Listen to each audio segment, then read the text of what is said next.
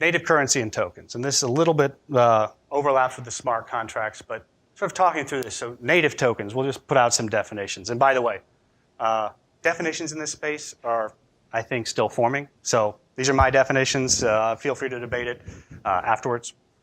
But native tokens. So if you think a token is really just sort of a marker, it just, again, like the example I was using of a car title, it symbolizes your ownership of something, right?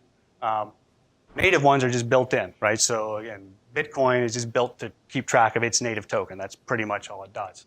Ethereum has its native token. It actually has two, Ethereum and gas, that are used to power smart contracts. But these kind of give you this means of exchange within the system. App tokens, defined by smart contracts. So this is, you're going to make your own. And I've given some examples here, Augur, US dollar Tether, 0x are some hot ones. Ethereum has been the rock star for this, at least over the past year.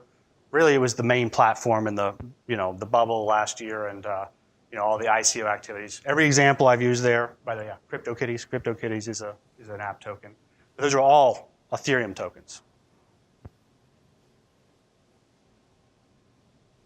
Tokens can be fungible. Cryptocurrency are generally designed to be fungible, meaning one Bitcoin is the same as any other, one Monero coin is the same as any other.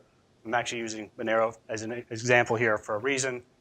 It's probably more fungible than Bitcoin, because Bitcoin, because of its traceability, once a Bitcoin's been used in a crime and that's been established, every transaction after that, you would want to make sure it's very clear how you got those Bitcoin, right?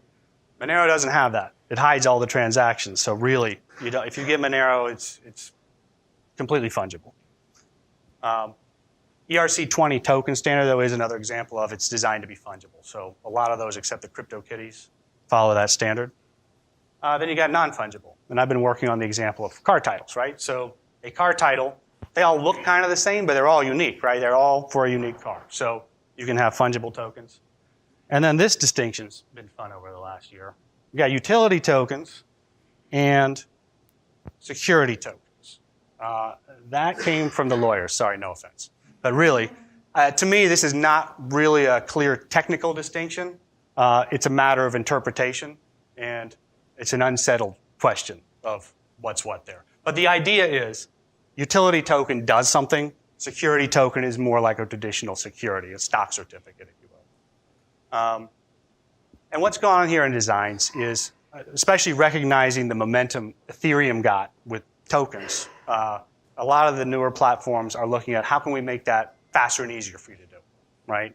So, that's always nice, faster and easier. The thing is, for real world, industrial applications, often what kind of comes out of the box won't cut it. Usually if you're doing some kind of serious project, there's going to be some complexity to it that the out of the box stuff might not help with, and so maybe you're better off on the mainstream, more complicated platform, right? So again, it's that trade-off of simple, faster, easier versus robust feature set.